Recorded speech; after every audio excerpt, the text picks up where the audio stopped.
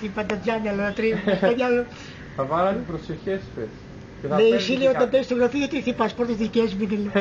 Είμαι τόσο αφήνω μέσα. Χτυπάει και την πόρτα.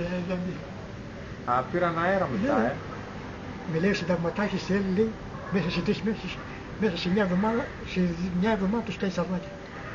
Σε 3 μέρες βέβαια γίνουν αρδάκια. Καθόμουν εγώ στο γραφείο μας. Εμπρός. Να δεις πως βγήκε, έφυγε να μαθάσει ένα κλιτσάλο και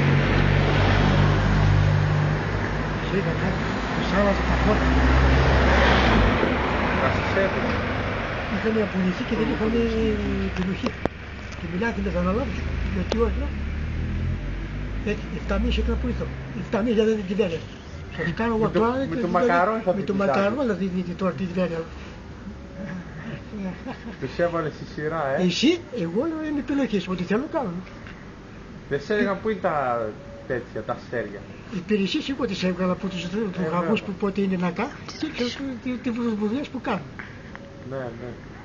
Αφού με έβαλαν και τα έμαθαν τα κόλπα όλα.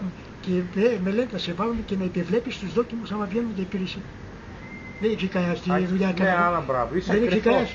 Ήμουνα πλάκα. Ναι. Λέω Νικολάκη, λέω, τι υπηρεσία είχαμε, λέω, βγήκαμε και το βραδάκι, λέω.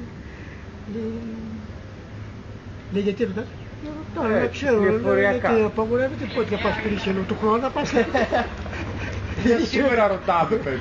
Λέει, δεν σε πουλάω, λέω, ξέρω, άμα πήγες να ξέρουμε, λέω. Αν έχω κανένα πατράγο, λέω. Λέει, βγήκα. Είσαι σίγουρος, λέω, για φέρε τη σκοπιά τα βιβλία, λέω. Ήταν οι 2-4. Για, πού είναι το όνομα μας, λέω. Δεν το βλέπω. Δεν το βλέπω. Βγες την αναφορά, το πρωί. Να βάλεις μυαλό. Βγήκε. Εσύ, εγώ τι να βγάλω.